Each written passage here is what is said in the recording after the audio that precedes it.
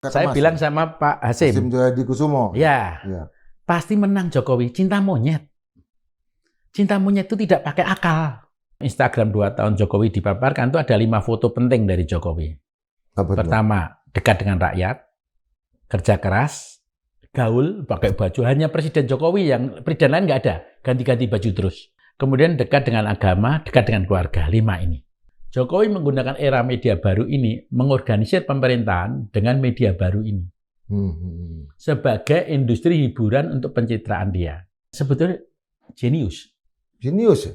Sayangnya jeniusnya itu untuk kekuasaan diri sendiri. Warga yang jatuh cinta sampai sekarang, saya bisa mengerti karena pencitraannya luar biasa. Kamu cinta monyet betul. Seorang militer yang 2 kali bertempur, kalah. Pertempuran ketiga akan mati-matian, ya kan? Atau kan gitu. Melakukan jalan negosiasi. Bukan damai ya? Ya. Negosiasi untuk pertempuran dengan cara lain. Jadi yang sekarang ini pertempuran dengan cara yang lain.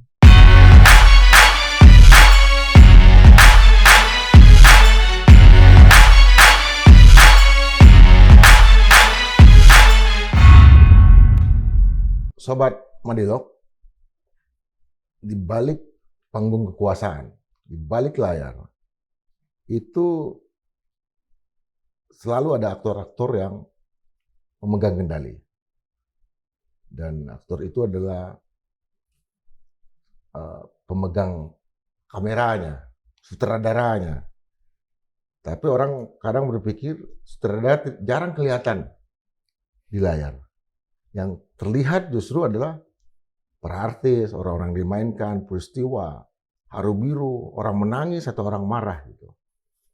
Nah, hari ini kita akan menghadirkan seorang sutradara yang baru saja memenangkan, saya udah lupa apa, Festival Film Indonesia sebagai sutradara terbaik. Tapi juga bukan kali ini saja, sebelumnya juga menjadi juri, muncul di banyak negara gitu, melahirkan banyak sutradara-sutradara yang juga sekarang terkenal, yaitu Mas Garin Nugroho. Apa kabar nih? Baik Mas. Sahabat saya Indra Biliang ini. Ya Mas. Mas, dalam panggung politik sekarang Mas kan sangat kenal ini tokoh-tokoh yang ada. Itu apa cerita yang paling menarik nih sekarang? Sekarang paling menarik itu kalau ininya gaduh-gaduhnya itu seluruh campurannya itu sudah apa istilahnya itu campur aduk jadi satu. Ini era bertemunya luar biasa antara apa yang politik dan politik industri politik, ya kan, hiburan, media baru, ya kan, bisnis termasuk korporasi dan berbagai kepentingan yang sudah tidak ada batas antara aktivis militer, ya nggak ada batas lagi, ya kan, kemudian antara partai, DPR, ini tidak ada fungsi-fungsi yang status dan peranannya di dalam koridor masing-masing. Jadi suatu era puncak dari suatu era ekosistem media hiburan politik baru. Dan itu sangat menarik, tapi juga kemudian melahirkan sebuah panggung yang kacau walaupun menarik, dan menguji kenegarawanan seseorang. Yang diuji itu kita semua atau orang yang mengendalikan atau menjalankan kekuasaan sekarang? Dua-duanya. Baik, kemudian kan karena ekosistem media baru, politik, hiburan, bisnis, korporasi jadi satu semua. Dan kemudian masyarakat hidup di dalam dunia serbanet. Serbanet itu untuk ikut partisipasi, melihat, mendengar, ya kan? Oleh karena itu tiba-tiba kita ada di panggung warganet, serbanet, bahkan tidak tahu mana yang, apalagi ini era hypertruth ya, mana yang nyata dan mana yang tidak. Oleh karena yang diuji itu ya warga negaranya dan elit politiknya. Dan kalau gagal, negara ini tidak menjadi negara Indonesia dengan warga negara Indonesia. Yang terjadi adalah warganet, ya, dengan tolok ukur, ukuran-ukuran apa yang disebut algoritma buzzer, influencer, kehidupan di dalam warga yang tidak akan menyejahterakan warga negara. Karena hak-hak warga negara diganti dengan hitungan warga net. Kalau di film misalkan, bintang film harus followernya tinggi. Di pemerintahan semua, Raja Anthony itu tiap hari ketemu setiap pejabat lebih dari bintang film. Dan tidak ada yang dikerjakan, ketemu tok gitu kan. Tapi dampak Raja Juli Anthony ya. Dampak viralnya kemungkinan tinggi. Jadi panggung warganet, bukan panggung kepemimpinan negarawan dengan warga negara. Ini adalah era krisis kebangsaan terbesar. Mas kan sepertinya lebih berjarak ya dengan politik atau dengan aktor-aktornya. Dulu dengan Gus Dur kan sangat dekat. Ya, sebenarnya kalau zaman dulu karena saya kan pasca Soeharto diminta USAID dengan Anda kan programmer waktu itu di NGO saya. Program manajer saya. Ya, program manajer yang bagus gitu kan. Di seluruh Indonesia ya, ke Papua, ke Aceh dan sebagainya. Nah, itu kan diminta USAID pasca Soeharto turun untuk koordinasi walaupun NGO media seluruh Indonesia. Sehingga pada waktu itu harus berkenalan dengan seluruh elit politik. Itu maka misalnya bertemu Mega, Gus Dur, SBY, sampai yang terakhir untuk pemilu sekarang ketemu dengan Pak Hasyim misalkan. Pak Hasyim. Jadi ketemu hampir di seluruh, misalnya kalau sama Pak SBY, kadang-kadang kan saya tidak tahu apa yang saya lakukan, diminta orang aja. Mas Gerin, ada pastor gitu, ke tempat Pak SBY di Cikeas ya. Waktu itu belum jadi bagus loh ya, itu waktu itu belum pemilu. Saya waktu itu masih di NGO ya datang. Masih dibangun itu rumahnya. Ya.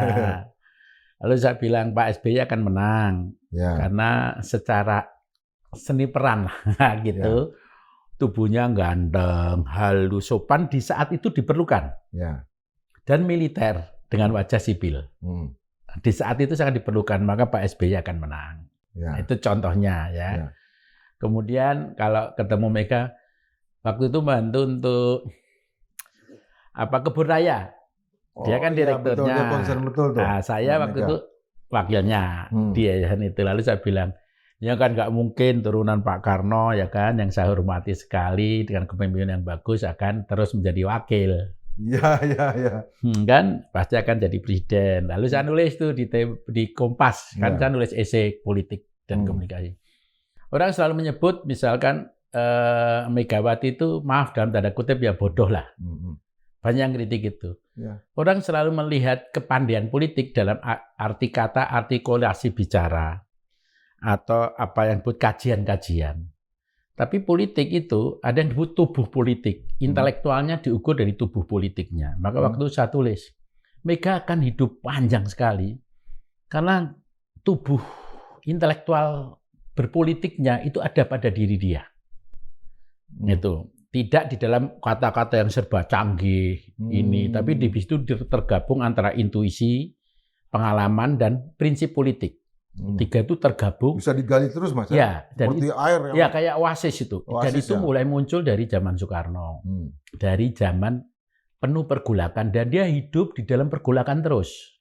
Mas kan kalau ketemu beliau itu bahasa Indonesia apa bahasa Jawa Mas? Kadang-kadang bahasa Indonesia singkat. Saya jarang ketemu pemimpin tuh lama ya, karena kabur lagi kegiatan. Jadi waktu itu kalau sama Mega itu malah banyak sama staf ya. Siapa tuh? Teman pribadinya gitu, guyon-guyon tentang peristiwa lucu Mega. Misalnya seneng jamu ginggang di Jogja. Ini ngomongin jamu, tapi juga ngomongin era-era misalkan pada waktu sama teman-temannya dia sama Mega gitu, ngomongin ketika zaman Soekarno misalkan. Itu anak-anak 66. Ya kan pasti bertamu misalnya di istana atau di mana. Diterima Soekarno dan harus dihidangkan suatu, Mega harus menghidangkan. Lalu dengan santai Mega akan nanya, itu kan nanti yang memberontak Bapak. Ya kan? Lalu Soekarno bilang, ya hidup seperti itu ya harus abu-abu.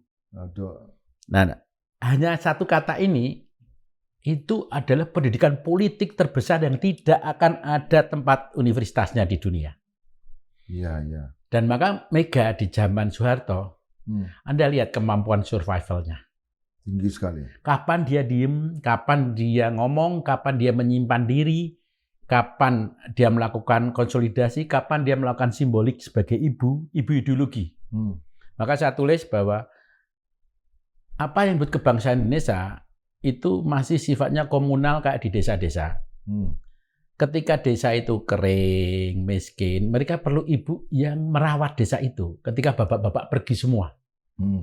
Mega seperti itu polanya. Bukan hanya menghidangkan makanan kalau nggak salah. Mbak Mega kan juga menari dulu ya. Iya. Bagi teman-teman mahasiswa yang memberontak kepada bapaknya. Jadi dia harus menari juga. Dan dia harus mengerti dunia itu. Dia penuh abu-abu, kompleks antara saling membunuh lah istilahnya. Ya. Saling membunuh dan saling kudeta sebetulnya. Jadi dia dari kecil itu sudah mengalami pendidikan politik terbesar.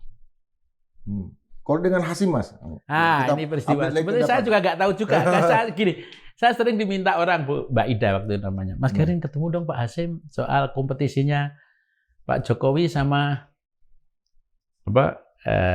Prabowo. Ya. Pak Prabowo saya bilang. Saya itu masih koordinasi NGO. Ya udah komentar pribadi aja gitu. Ya udah saya datanglah ke kantor dia lantai berapa lupa saya. Ya. Pak Hasim nanya gimana gitu. Pak Hasim kan tahu kalau fase pertama orang Indonesia itu cinta monyet. Cinta monyet sama Jokowi. Mbok kamu terangin apapun nggak ada gunanya Pak. Pasti menang Jokowi. Kata Pak Hasim. Aku. Saya bilang sama Pak Hasim. Hasim Joyadikusumo. Ya. Pasti menang Jokowi. Cinta monyet. Cinta monyet itu tidak pakai akal. Seumur hidup ya akan cinta terus. Kamu nasihatin politik, nasihatin agama, nasihatin kesalahan orang itu. Nggak ada gunanya. Apa reaksi Pak Hasim? Senyum. Lalu kalau yang ini kedua ini ya, perebutan kedua itu gimana? Fase keduanya. Agak sulit. Karena kalau penantang dalam tinju itu harus menang telak. Saya yakin Pak Prabowo menang sedikit. Saya bukan ahli politik, aku bilang. Saya bisa memprediksi, saya hanya memprediksi berbasis pengalaman lapangan dan pandangan saya. Tetapi Jokowi bisa menggunakan seluruh institusi birokrasi. Jadi kemalangan kecil pasti kalah juga. Gitu. Makanya ada peristiwa di Bawaslu itu yang banyak dari masa. Saya kan karena omongannya Mas Garin ini. Saya tidak tahu apa-apa loh. Ini bukan suatu kajian-kajian yang luar biasa, aku bilang gitu kan.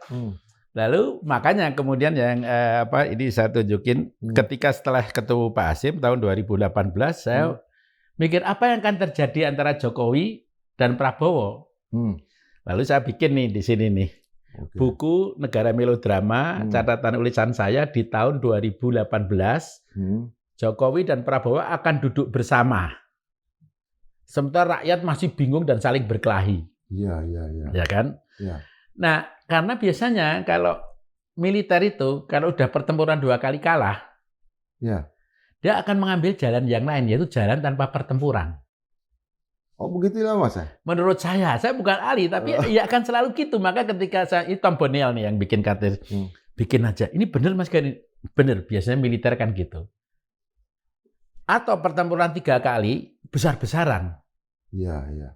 Atau justru mengambil jalan yang lain, negosiasi. Makanya setelah itu Pak Prabowo bertemu dengan Pak Jokowi di kereta itu ya. Nah, saya malah nggak tahu soal saya nggak peduli kan. Pak Budi Gunawan yang ngatur ya. Pak Budi Gunawan yang ngatur ya. Gitu. Jadi saya hanya meramalkan setelah pulang dari sana. Jadi betul. Tapi berarti Pak Prabowo nggak diajak ya. Tapi memang dia akhirnya mengalah. Saya tidak tahu di balik. Saya kan hanya memprediksi kalau panggung itu akan terjadi seperti apa. Siapa yang mengalah, siapa yang tidak, siapa yang memberikan nasihat kampanye. Saya tidak tahu juga. Yang saya tahu, insting saya, seorang militer yang 2 kali bertempur, kalah, pertempuran ketiga akan mati-matian, ya kan? Atau kan gitu. Melakukan jalan negosiasi. Bukan damai ya. Negosiasi untuk pertempuran dengan cara lain. Jadi yang sekarang ini pertempuran dengan cara yang lain. Dengan cara yang lain. Itu terakhir ketemu dengan Pak Hasim tahun berapa? Pada waktu kompetisi pemilunya Jokowi terakhir dengan pemilu keduanya. Udah lama. 2019. Ya, kira-kira itu. Artinya memprediksi hasil yang terjadi sekarang. Dengan Pak Prabowo sendiri pernah? Nggak pernah, dengan Nggak Pak pernah. Prabowo pernah. Dengan Jokowi nggak, jarang, hanya sekali ketemu. Mega, SBY, Gus Dur sering sekali. Gus Dur sering Gus Dur sekali. juga pada waktu terakhir kan diminta saya ngobrol nih. Ya. Mas Garin dicari Gus Dur gitu. Saya sedang main bola waktu itu. Berapa kali kalau Gus Dur sering mengundang saya. Lalu saya datanglah ke istana menjelang masa akhirnya Gus Dur. Semua orang bilang, ini saya disuruh apa? Kata Gus Dur sudah, Mas Garin udah tahu apa yang mau dibicarakan, Mas Garin dari hostnya aja lah gitu. Untuk wawancara khusus presiden. Maka waktu itu kan ada wawancara dengan saya nih Gus Dur. Saya padahal nggak pernah diberitahu apa-apa. Begitu Gus Dur datang, wah saya langsung kamera, Gus, kipiye Gus? Aku suruh apa? Orang-orang bilang katanya Gus Dur ngomong ke aku nggak pernah. Wes Rin, gue ngerti aku, rasa tanya-tanya tinggal nggak usah apa-apa, tinggal nanya aja. Ya sambil kertas kosong aja pura-pura ada pertanyaannya. Padahal ya saya juga. Lalu setelah itu saya bicara sama Gus Dur. Gus, saya pikir dari segi sosial ya masyarakat, bukan sosial masyarakat, sosial politik itu Gus Dur pasti akan mundur. Mas sudah menyampaikan itu? Ya. Pertama kalau Anda lihat jumlah Bawisdan siapa ahli ekonomi itu yang terus mengkritik Gus Dur waktu itu. Ya, betul. Orang UGM juga. Saya bilang ini jumlahnya begitu tiap hari nih hampir mengkritik Gus Dur. Refrison Baswir. Ya, Mas Bir apa siapa namanya? Refrison Baswir. Saya lupa namanya. Itu pokoknya jumlah pengkritik Gus Dur yang dibiarkan ada di TV terus itu besar sekali. Dua, militer. Iya kan? Militer itu dengan cara Gus Dur juga akan gelisah. Ya kan? Kemudian tentu saja elit politik itu ada pertempurannya sendiri. Jadi menurut saya Gus Dur ya agak sulit untuk berlanjut. Apa reaksi Gus Dur? Dia diam aja waktu itu ngeliat saya. Gitu aja, saya bilang lalu cuma aku mau ngomong apa adanya aja gitu. Tapi kan katanya Gus Dur tempat mimpi juga sendalnya hilang. Ya itu lain lagi ya. Peristiwa itu ya dicerita, tapi itu lain lagi. Tapi maksud saya adalah ketemu dengan berbagai presiden ya, gitu. Nah memang kalau yang terakhir ini Jokowi ini memang apa ya? Ini pertempuran negosiasi duduk bersamanya Prabowo dan Jokowi yang saya ada di buku saya Negara Melodrama ini.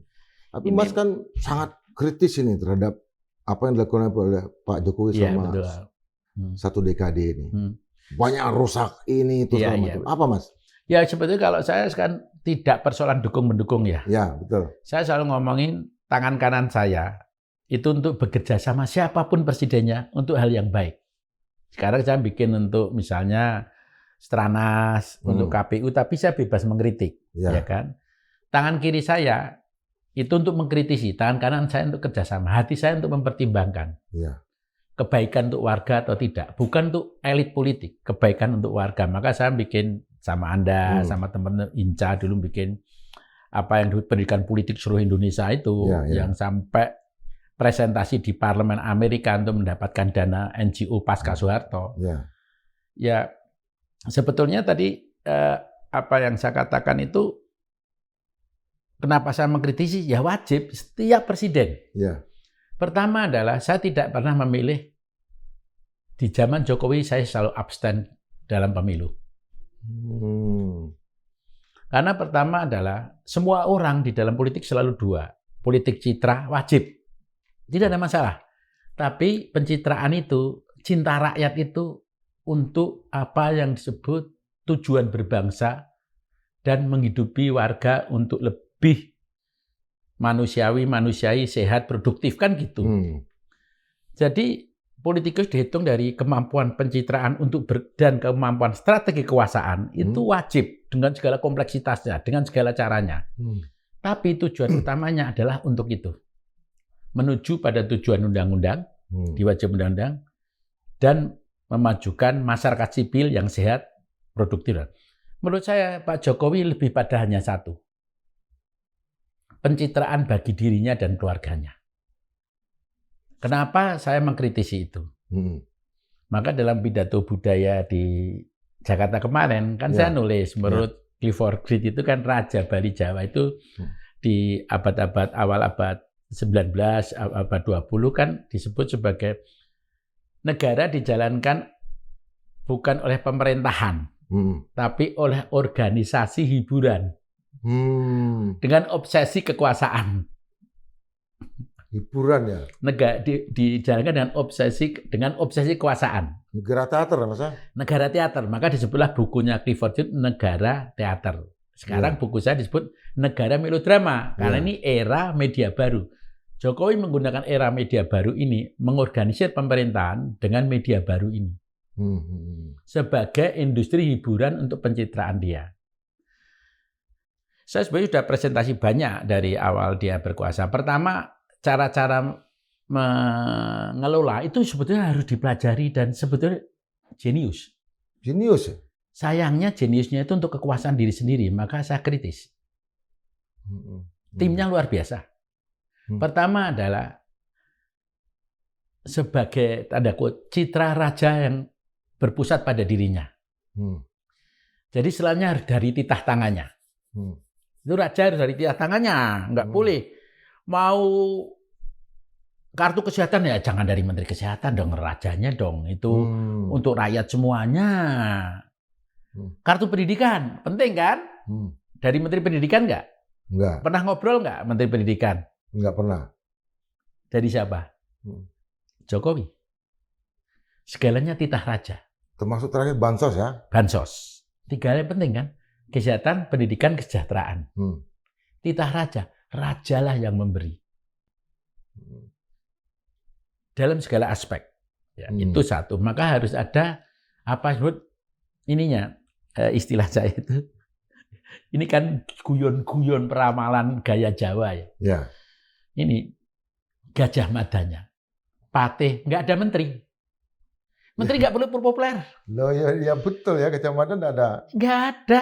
Zaman Jokowi menteri yang populer siapa? Salah semua. Yang populer Patih. Patihnya siapa? Siapa, Mas? Ya kamu sebut aja yang paling dikenal kalau ada masalah, ngurusin semua masalah. Ya. Pak Luhut. Pak Luhut ya. Jenius. Pak Basuki mungkin infrastruktur. Ya. Jenius orang-orang itu. Ya kan? Yang diberi kepercayaan begitu banyak ya. Itu namanya patih-patih. Jenius, kerja keras, bagus kan gitu. Persoalannya ya apakah ini semua untuk tujuan undang-undang, kesejahteraan atau untuk oligarki dan sebagainya, kan persoalannya di situ. Pak Jokowi menggunakan itu, kok mengelola itu untuk diri sendiri. Nah, masalahnya pertanyaan dari Pak Wayangan juga. Mana sih sebetulnya kelompok Pandawa dan mana yang Kurawa sekarang? Saya secara jujur, saya itu bukan ahli politik. Ya. Saya itu instingtif aja. Ya. Menghormati banyak aspek yang bagus kita kerjakan, yang tidak gitu ya. Maka kalau Anda lihat ya, mana yang Pandawa dan tidak, ini saya tadi bilang, ini era percampuran yang masa transisi percampuran yang Pandawa dan Kurawa pun kita tidak tahu. Karena tadi saya bilang, bisnis, politik, militer, ini campur aduk semua. Dari dui fungsi ABRI sampai fungsinya banyak banget. Ya kan? Berarti kan campur semua. Polisi, campur semua. Semua campur sampai kita tidak tahu. Mungkin orang-orang yang memang think tank dari masing-masing tahu, tapi saya tidak terlalu tertarik untuk tahu itu karena saya memang tidak ahli di situ.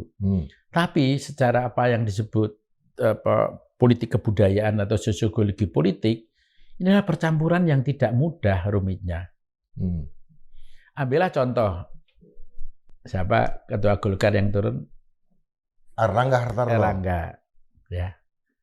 Peristiwa drama politik itu, kan gitu kan. Wah itu kalau difilmkan kan dahsyat ya. Dahsyat. Di sebuah ruangan suruh tanda tangan, ya kan.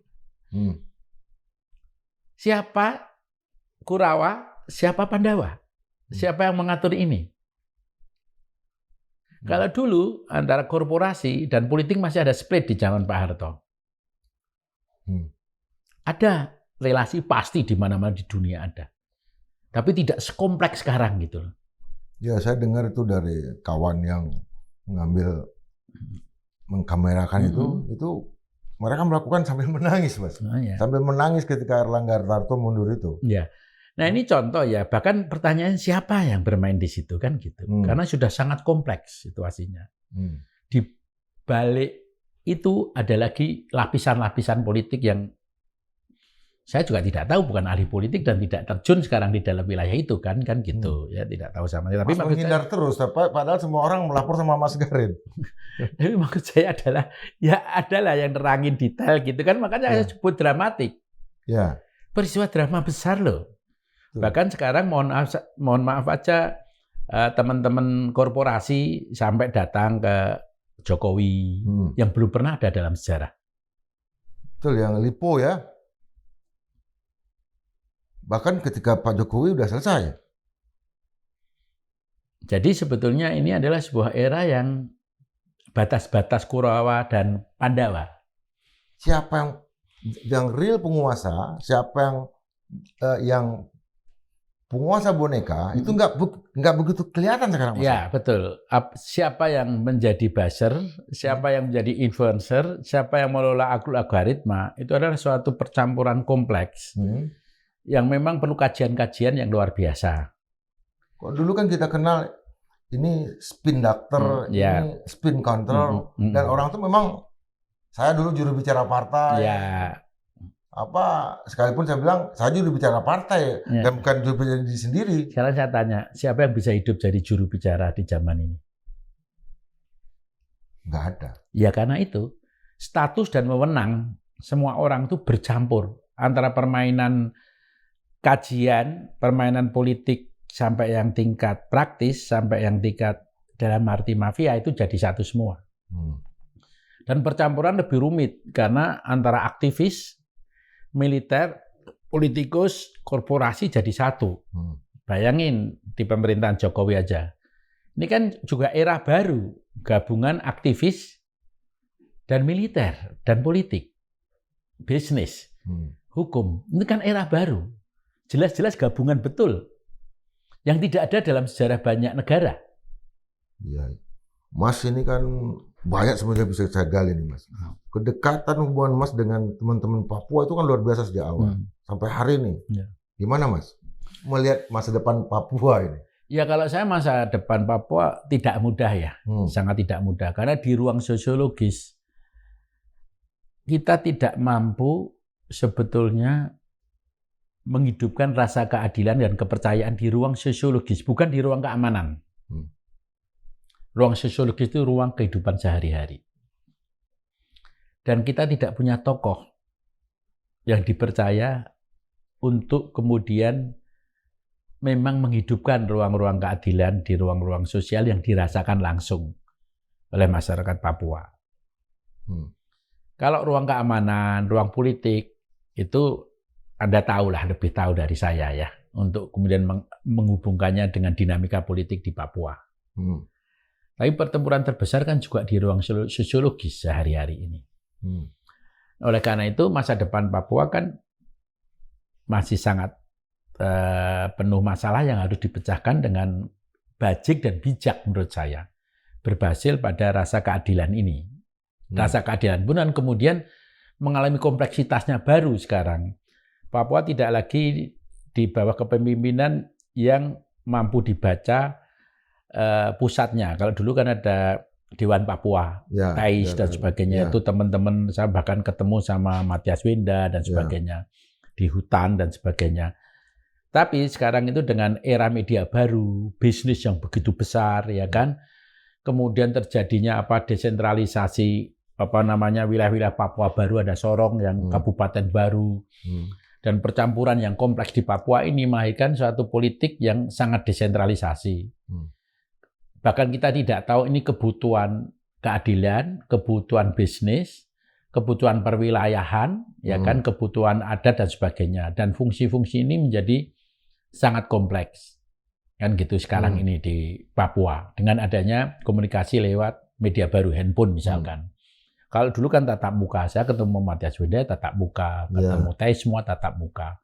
Dalam tatap muka banyak aspek yang bisa kita diskusikan. Siapa dia, mau apa, kemuliaan pada keadilan yang dipegang kita dukung apa, kan gitu. Tapi pada dunia baru ini kompleksitasnya lebih luar biasa. Dan sementara korporasi militer, politik yang tadi saya katakan, percampuran di era politik itu di era politik di Jawa itu juga berpindah di Papua. Karena sekarang setiap politikus memegang apa yang disebut jabatan-jabatan strategis atau kekuasaan strategis atau peran strategis di dalam wilayah bisnis. Hampir tidak ada. Ya. Elit politik yang berpengaruh tanpa punya bisnis besar. Ya. Sementara etika dalam peran publik dan peran bisnis itu nyaris tidak lagi menjadi sesuatu yang dihormati. Kalau di luar negeri misalnya saya jadi pemimpin dari suatu korporasi besar, bahkan ada tanggung jawabnya. Saya tidak boleh tidak boleh melakukan keputusan dengan negara lain untuk kepentingan perusahaan saya. Ya. B, ada etika yang banyak banget sehingga negaranya jadi beradab. Nah, kompleksitas negara kita ini percampuran yang begitu banyak ini antara bisnis, politik, hukum, dan ini dengan menyepelekan etika yang dianggap dengan tanda kutip adalah etika itu sebagai sesuatu yang idealistik yang harus ditertawakan. Padahal etika itu adalah menjaga kayak lomba. Ya. Itu harus ada aturannya. Kalau lomba mau Formula 1 lah. Harus ada aturannya sehingga perlombaan itu berjalan atas dasar kode etik itu. Nah, kita perlombaan ini tidak atas dasar peraturan-peraturan, kalau kita sebutlah politik itu Formula 1 lah. Itu tidak ada. Dan tidak dihidupkan dan tidak menjadi upaya untuk sebagai panduan gitu. Tapi benar nggak bahwa Pak Jokowi ini adalah pahlawan di Papua? Dalam arti melakukan proses modernisasi infrastruktur yang sangat cepat atau justru Mas melihat sebaiknya? Kalau saya dulu kan beberapa pengamat politik, maaf ya, tidak saya sebut gitu, yang saya sebut sebagai sahabat presiden dari satu presiden ke presiden lain, itu sudah duduk dan ngobrolin pemerintahan Jokowi hanya akan kelihatan di akhir jabatannya. Seluruh aspek keburukannya. Oleh karena itu ketika saya ngkritiki Jokowi, saya pun dikucilkan, saya sudah memahami, sudah tahu konsekuensinya. Nah, saya tadi bilang, ada politik pencitraan dari Jokowi. Bahkan politik pencitraan selain tadi ya, gaya raja-raja yang ada di dalam Clifford Gate itu, tapi juga gaya pencitraan modern. Nah, kalau kamu Instagram 2 tahun Jokowi dipaparkan, itu ada 5 foto penting dari Jokowi. Pertama, dekat dengan rakyat, kerja keras, gaul, pakai baju. Hanya Presiden Jokowi yang presiden lain nggak ada. Ganti-ganti baju terus. Mau basket, baju basket. Mau ini. Pokoknya sangat pencitraan. Kemudian dekat dengan agama, dekat dengan keluarga. 5 ini. Peristiwa sekarang pun tetap foto dengan keluarga, kan gitu. 5 foto ini jenius sebetulnya. Mereka yang merancang ini saya harus kagumi, jenius. Karena itu mengajukan pencitraan yang luar biasa. Tapi sahabat-sahabat saya bilang, kamu coba lihat deh Mas Garin. Saya bilang aku bukan ahli ekonomi, nggak ahli. Kunjungan Jokowi ke tempat-tempat Papua, Sumatera, Sulawesi, itu wilayah miskin atau wilayah investasi? Iya. Wilayah investasi. Betul. Nah, maka dalam sejarah Indonesia selalu ada semacam PR bagi seluruh pemimpin ke depan. Ketika VOC datang sebagai korporasi terbesar dengan militer, jadi korporasi bersenjata, jangan lupa ya, korporasi bersenjata dan berhukum internasional. 3 itu, tidak sekedar pedagang biasa. Korporasi terbesar di dunia VOC, zaman itu. Maka para pemimpin Indonesia ini, termasuk raja ataupun tidak raja, itu hanya ada 2. Menjadi mandor korporasi, atau menjadi pembela rakyat untuk menuntut hak-haknya. Nah, kebanyakan apa yang dilakukan Jokowi adalah menjadi mandor. Mandor korporasi. Maka mandor korporasi, militer, campur hukum, digunakan militer dan hukum. Maka dia akan mendatangi tempat-tempat yang harus terlaksana kerjanya sebagai mandor. Tapi dari sisi yang lain nih Mas, etnis. Maka jadi populer. Berpakaian etnis itu tiap Agustus beda-beda. Nah, dan maka kan tadi bilang, kan ada 5 foto.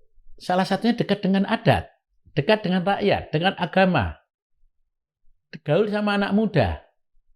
Itu 5 foto itu kalau kamu jejerin, bagi pengamat komunikasi politik kita harus kasih nilai tinggi. Tapi untuk apa kan hidup seperti itu? Nah, itu untuk pencitraan dirinya. Maka kalau banyak warga yang jatuh cinta sampai sekarang, saya bisa mengerti karena pencitraannya luar biasa. Kamu cinta monyet betul. Cinta monyet betul. Ya. Tanpa mengurangi rasa hormat pada banyak aspek, tapi menurut saya justru berbahayanya sebuah bangsa kayak zaman Hitler misalkan. Ketika cinta itu justru kemudian digunakan untuk kekuasaan. Jadi kalau kita bercinta kan ada 2. Kita jatuh cinta sama cewek misalkan. Cewek itu merusak diri kita untuk dirinya sendiri atau menghidupkan kita berdua. Nah, cinta presiden pada rakyat, pada warga negara, itu cintanya ini hanya untuk menghidupkan dirinya sendiri atau untuk warga. Orang banyak saya tanya sama Mas Gain karena dukung-mendukung. Oke, lepaskan itu. Seluruh presiden saya pernah ngeritik. Lihat catatan saya di Kompas atau Tempo. Tapi saya pernah kerjasama. Hal yang baik saya laksanakan. Mari kita lihat tujuan berbangsa. Itu kan untuk masyarakat sipil yang produktif, sehat, dan apa yang disebut kritis. Mari kita lihat IQ kita paling rendah, termasuk rendah di ASEAN. Ya. Produktivitas kita tenaga kerja termasuk rendah di ASEAN. Inovasi kita termasuk rendah di ASEAN. Korupsi kita termasuk tinggi, apalagi kepolisian. Ya kan? Hutan kita paling tinggi. Tingkat kelaparan kita itu nomor 3. Ini masih 7. Literasi kita pada baca rendah di ASEAN. Tanpa ngomongin siapa Jokowi, siapapun juga. Kalau sebuah pemerintahan di ending menghasilkan 7 itu, saya tanya berhasil nggak pemerintahan itu? Ya gagal. Gagal. Kalau ditanya ada dasar ukuran apa? Buka semua ukuran-ukuran yang ada. Nah, semua kegagalan ini kan juga dicatat oleh Pak Prabowo Subianto dalam Produk Indonesia dan segala macam. Tapi Pak Prabowo justru tidak tanpa ini apa yang harus dilakukan oleh Pak Prabowo ini? Pak Prabowo itu kalau dalam urusan tadi status dan peran di dalam drama ya, termasuk kayak wayang orang, sangat tidak mudah karena memang dia menjalankan perang yang ketiga itu perang negosiasi, ya kan, duduk bersama, bukan kompetisi. Artinya sekarang yang terjadi Pak Prabowo masih bersama Pak Jokowi melakukan negosiasi, saya bilang. Kata negosiasi itu kan ya terserah ya diterjemahkannya ya. Duduk bersama itu kan di dalam politik, dalam ekonomi kan mereka itu semua politik, ekonomi, militer, dan hukum. Itu kan negosiasi. Bukan duduk bersama sebagai teman aja. Nah, negosiasi ini bagi Prabowo itu bukan hal yang gampang sama sekali. Pertama adalah dia punya warisan tadi yang saya sebut, termasuk hutang yang sangat tinggi. Ya. Kedua adalah kompleksitas status dan peran di dalam hubungannya bisnis, militer, hukum, dan apa yang disebut kehidupan bernegara ini ke depan. Yang tadi campur aduk tidak karuan tadi. Tanpa suatu status dan wewenang yang jelas. Kalau di luar negeri mau Trump, mau masuk ke politik ya biasa aja kan gitu. Tapi kan ada kode etiknya. Ya kan? Nah, yang ketiga adalah yang paling problem dari Prabowo kedua, yang Pak Prabowo adalah warisan-warisan itu kompleks sebetulnya. Tidak sederhana yang diduga. Ya kan? Dalam negosiasi kamu harus menghormati pada pihak yang Anda negosiasikan dong. Tapi Anda juga harus mendapatkan kemenangan dari apa yang Anda inginkan. negosiasi adalah kamu oke, aku oke, kan gitu. Ya. Tapi yang terakhir yang paling penting menurut saya, dengan segala hormat menurut saya, perbedaan Prabowo dan Jokowi adalah Jokowi bukan dari suatu keluarga politik elit. Maka impian kekuasaan menjadi segala-galanya, termasuk cucunya, anaknya. Sampai sejauh itu ya? Iya, pasti. Cucunya dulu maksudnya tadi tuh? Nah, lupa saya nggak tahu cucunya atau enggak kan. Iya. Maka kalau pemerintahan desa 7 tahun ya hanya untuk menjaga anaknya kan gitu. Itu sudah suatu, dan saya akui keculasan luar biasa dan kecerdasan luar biasa. Untuk gimana membangun suatu ekosistem oligarki untuk melanggengkan ini gitu loh. Prabowo pada satu sisi warisan yang paling penting juga adalah pada anaknya Jokowi. Dan nggak mungkin wakil presiden tidak ingin jadi presiden. Tidak mungkin wakil presiden yang syarat umur tidak memenuhi syarat, lalu syarat umur diganti, belum juga syarat profesional belum memenuhi syarat, tetap tidak malu, tetap mau menjadi wakil presiden, lalu tidak mau jadi presiden, ini tidak masuk akal. Jadi ada pertempuran terus-menerus untuk menjadi presiden, kan? Nah, tapi yang terakhir yang ingin saya katakan adalah Prabowo adalah suatu keluarga elit, terdidik dan terhormat. Ya kan?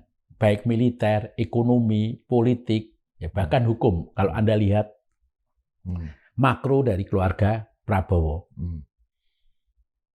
Maka status dan wewenang keluarga kesatria ataupun keluarga elit ya harus menjadi suatu keluarga elit yang membanggakan bangsanya.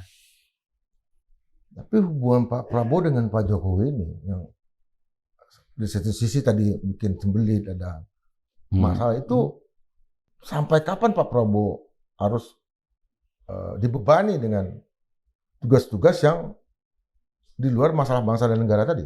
Ini kalau dalam agama tentu termasuk dosa asal. Dia udah jadi beban di dalam diri Prabowo.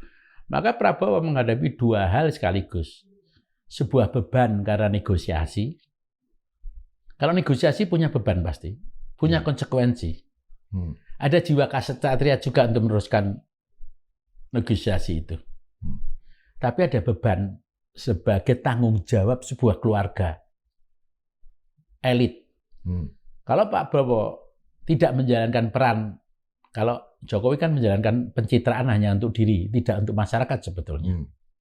Kalau Prabowo tidak mampu menjalankan sebagai presiden, maka garis suatu keluarga elit yang punya peran di dalam bangsa ini akan terputus. Malah jadi aib.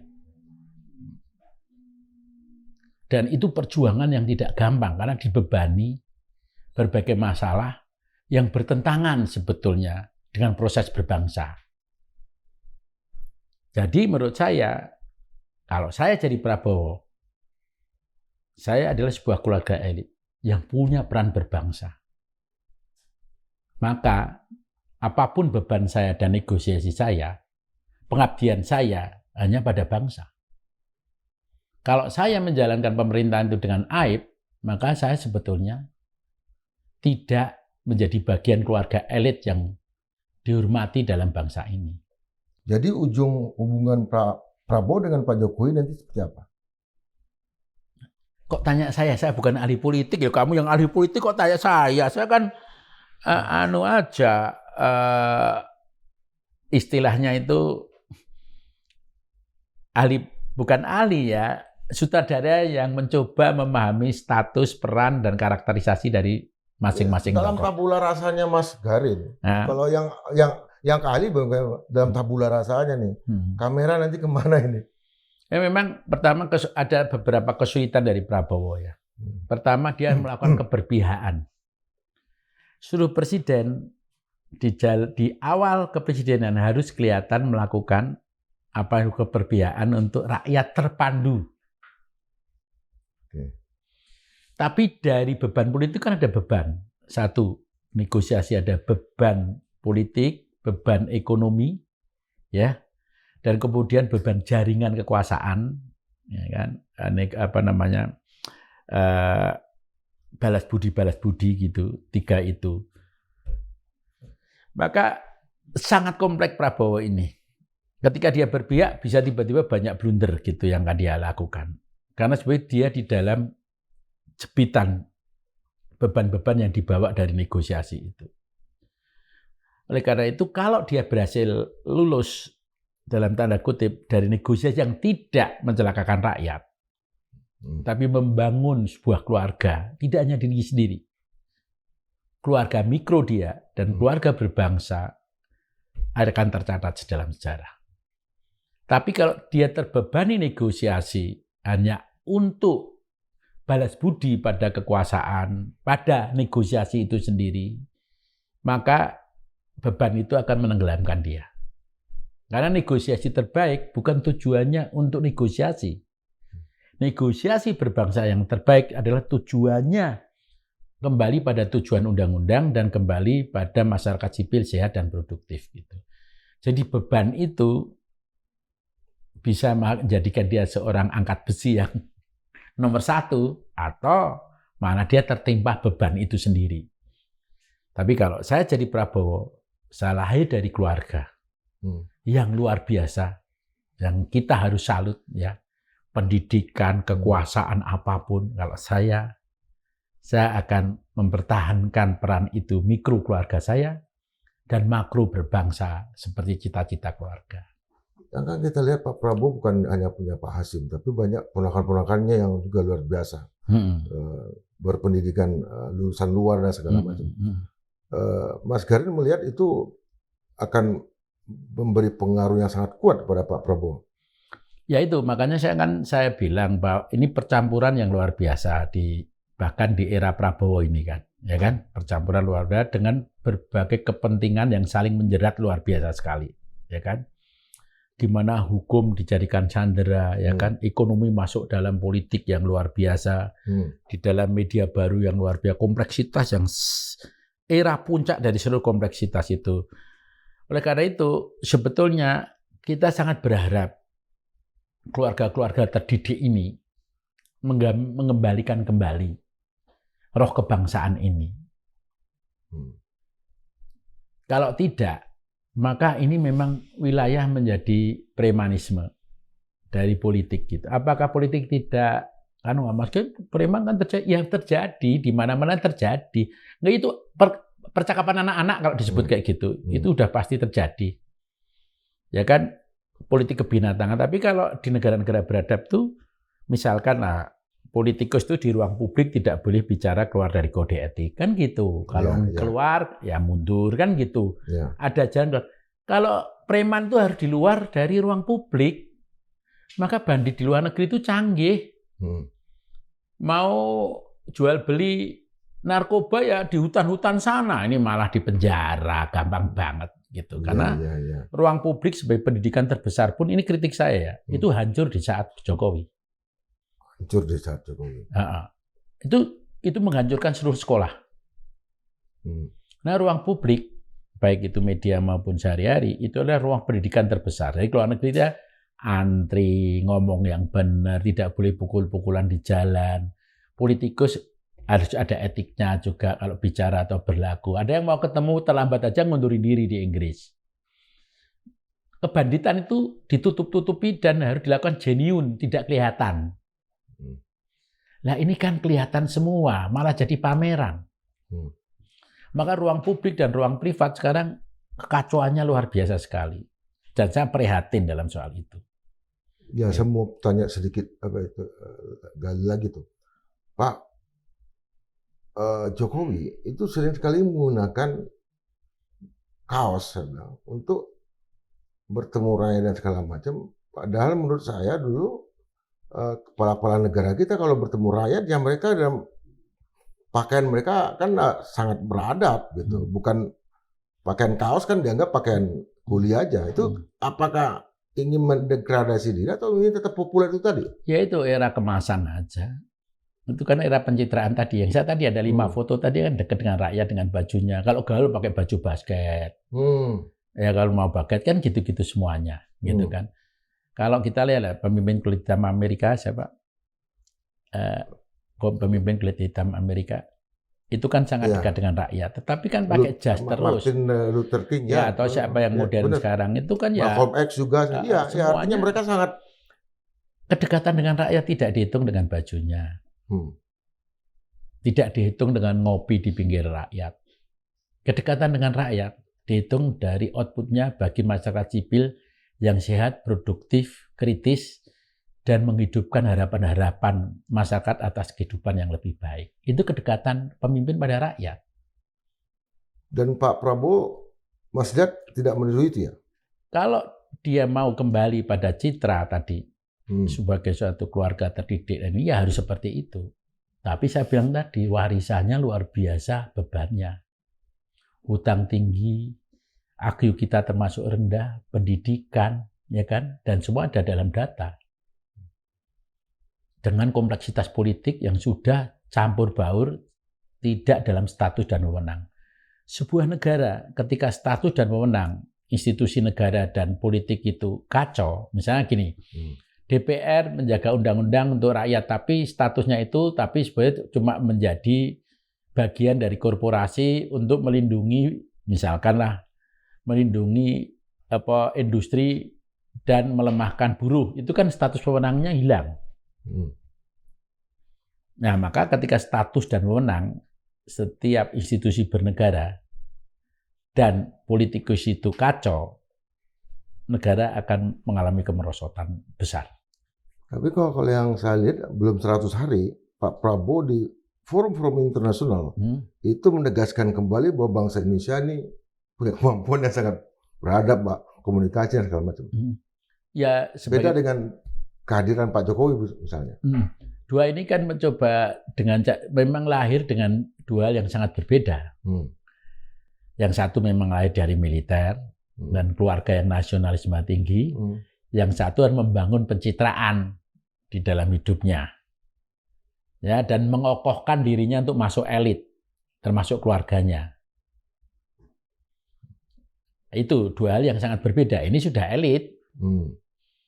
Apakah rakyat kecil tidak punya hak itu? Harus dikasih hak itu sebanyak-banyaknya. Rakyat kecil ya, untuk masuk elit sebanyak-banyaknya. Tapi lewat profesionalisme, lewat proses yang memang diuji negara dan undang-undang, ya kan, lewat kerja keras dan penghormatan pada kehidupan berbangsa. Rakyat kecil yang jadi elit politik sebanyak-banyaknya diberi kesempatan, tapi lewat proses itu. Terakhir Mas kan orang film ya, dan saya juga dengar Pak Prabowo tuh suka sekali nonton film, beberapa film itu justru mempengaruhi jiwa korsa dia gitu. Bagaimana industri film ini menurut Mas ke depan? Ya, kita hubungan industri film kan sangat bagus ya dengan 80 juta penonton, ya kan? Ya. Generasi muda tumbuh baru dan ada di berbagai festival, industri juga. Tetapi kemandekan di berbagai bentuk itu karena apa? Hampir sama dengan politik. Misalkanlah seri drama Korea dan Indonesia. Ya. Seri drama Korea itu kalau ibu-ibu nonton mesti ngomongnya gini, aduh aku mau nonton karena mereka itu kelihatannya penghormatan karakter bangsa, orang tua dihormati, bos dihormati, karena konfusionismenya tinggi dalam film. Kebaikan sebagai dijual kebaikan berbangsa itu. Lalu mereka kalau jadi dokter nggak dokter-dokteran, betul-betul meriksa, jadi ahli hukum kita tahu, jadi kenapa ini profesi macam-macam. Hukum, dokter, orang tua di desa, militer, kan macam-macam profesi. Dan kita belajar dari film, seluruh bentuk profesi dan pengabdiannya pada masyarakat. Dengan nilai. Mari kita lihat seri kita. Filmnya apa aja yang diomongin kebanyakan selingkuhnya. Gosipnya, hoax-nya, kemasannya. Kalau ada dokter, ya ruang rumah sakit itu tuh terus cuma di depan aja. Tidak betul-betul ada kasusnya. Profesi nggak ada. Profesi hukum ada nggak? Hampir tidak ada. Profesi nelayan tidak ada. Profesi pegunungan nggak ada. Kita kehilangan profesi, status peran. Di politik juga semua orang kehilangan profesi yang menjadi tanggung jawabnya. Itu sejajar. Adanya kemasan, tadi kan, gosip, hoax-nya, pencarian ekonomi, besar-besaran ya, kemewahan, ini sama, paralel. Ya. Maka kenapa film horor laku? Kamu kenapa? Saya nggak nonton, Mas. Enggak, karena seperti politik. Ya. Pertama, kelihatannya bagus tapi ternyata menakutkan dan penuh masalah. Ya kan? Ya dari jauh bagus. Kemudian melayang kemana-mana, nggak pernah sampai tujuan. Kemudian mencari sesuatu untuk menghukum, menyandera, menakut-nakuti. Sama. Ada keterkejutan terus yang tidak masuk logika. Perannya nggak jelas. Misalkan gini, kalau di luar negeri hantu aja jahat. Kalau di kita hantu bisa nasihatin. Kamu yang berbuat dosa, hukum kamu, gundul kamu. Ya politik juga gitu. Oke mas. Kita berhenti dulu di sini. Ya. Nanti kejauhan kita.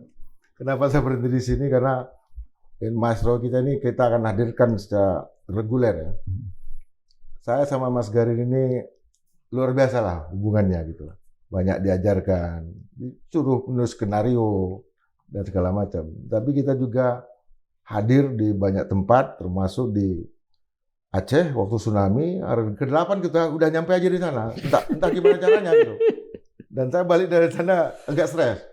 Kita nyampe di sana segala macam, saya sibuk di belakang lain menyiapkan recovery-nya. Dan Mas Garin, saya pikir ikut ke sana. Rupanya dia akan lama di sana, Mas Garin. Akan banyak nanti cerita apa yang berkembang ya hubungan kita dengan misalnya komunitas-komunitas yang ada dengan GAM segala macam. Tetapi yang satu yang paling penting adalah Mas Garin ini sepertinya kebal dengan senjata. Karena semua orang yang bersenjata takut sama dia. Baik yang ada di merah putih atau yang ada di memberontak gitu. Dan saya juga kena itu imbasnya ke orang bahwa wah Indra itu dekat dengan GAM, orang GAM, Indra itu orang OPM dan segala macam. Yang jelas adalah saya orangnya Garin Nugroho. Sampai bertemu dalam kesempatan berikutnya dan tetap berpikir merdeka 100%. Terima kasih.